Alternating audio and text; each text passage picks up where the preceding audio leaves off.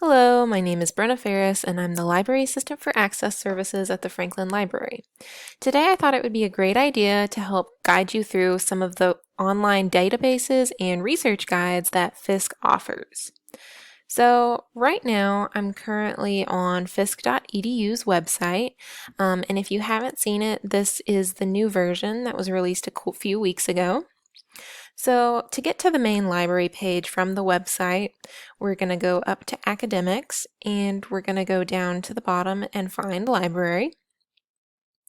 And that's going to take us to this page when it will load. So this is the library page. And to the right, we're going to have different links to the library catalog, special collections, research guides, which we're going to be going over today, Rosenwald database, and databases A through Z, which we're also going to talk about today.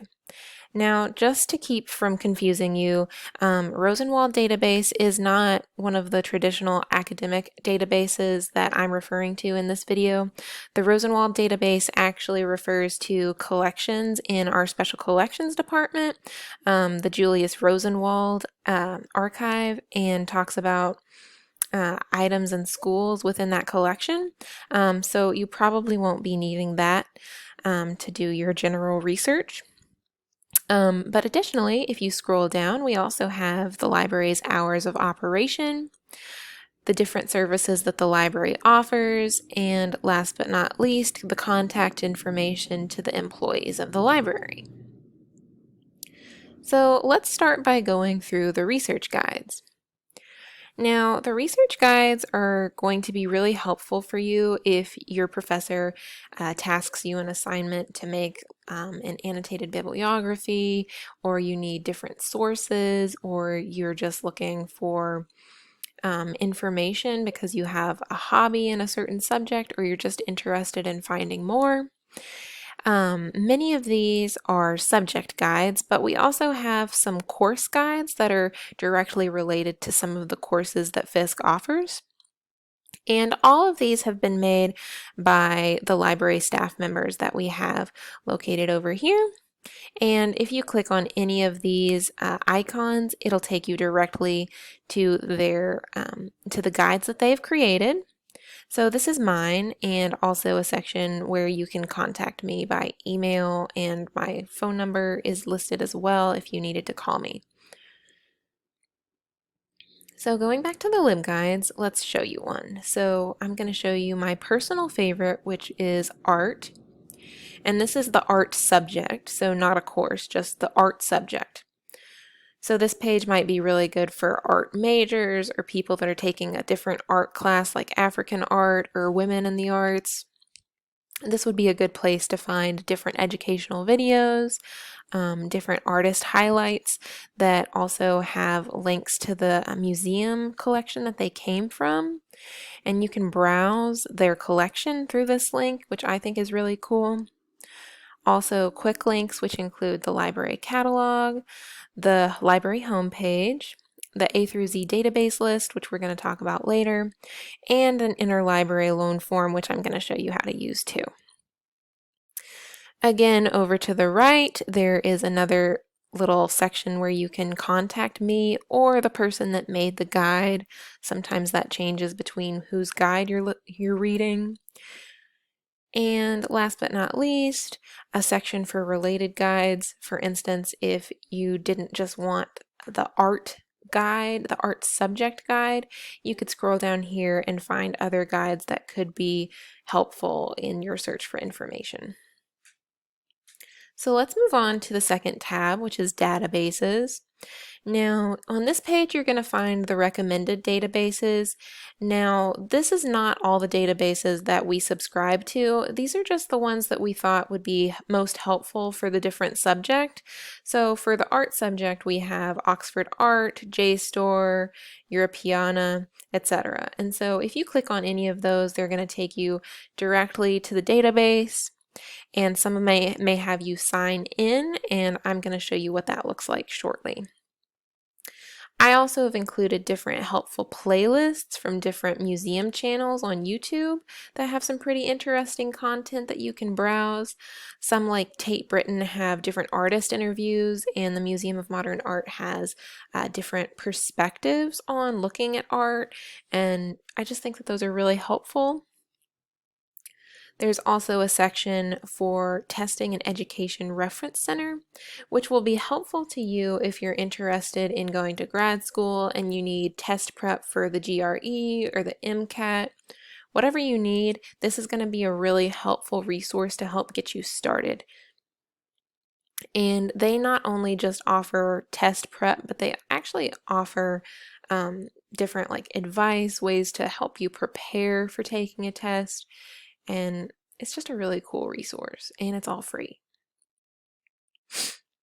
So next we have our books and ebooks section, and some of these are located at the Franklin Library, but some of these are available online through our EBSCO host database. And so I've listed some of those there. And then there's also a section where you can get access to books, like if you have a disability, if you need a book in Braille because you're blind, or if you need an audiobook because you're hearing impaired, or even if you just have issues reading small print. This is going to be a great resource because they can help set you up with audiobooks, Braille books, or just books that have bigger print to help you read more easily. I also have a previous video that I've done on searching books in the library catalog and finding them on the shelf, and that'll be helpful to you if you ever have any issues with that. Also, quick links to the library catalog. Other great databases to find books. I talked about EBSCO Host. That's a great resource to find different online full text books. Same with Gale eBooks, Europeana collections, and WorldCat. Now, I'm going to go back over WorldCat, but first I want to talk to you about interlibrary loan.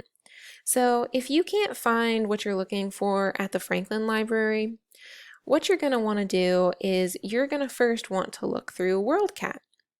Now, WorldCat is a website that can help find certain items, whether it's books, articles, I think even DVDs and CDs. You can search them here, and you can pick the item that you're searching for. You can just be very general, and you can search, so let's say modern art.